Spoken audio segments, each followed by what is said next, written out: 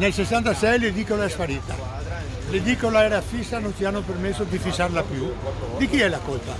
Delle autorità competenti di Venezia. Anzi, chiederò anche un incontro col sindaco. Giancarlo Muti è il padre di Walter, l'edicolante delle Zattere. Per tutta la mattina è stato accanto al figlio che ha preso in mano l'attività. Quell'edicola l'ha gestita per una vita e che la situazione fosse precaria lo aveva già denunciato, visto che non gli è mai stato permesso di fissarla al suolo, ma ora è il momento della conta dei danni. Abbiamo un macello, basta. Manca il tetto, la pavimentazione non esiste più, pareti che baracolano qua e vediamo cosa verrà a costare. Ma accanto alla famiglia Muti c'erano tanti veneziani che al recupero dell'edicola delle Zattere hanno attribuito un significato profondo. Per me è un simbolo del disastro, uno dei simboli del disastro che è successa quella serata.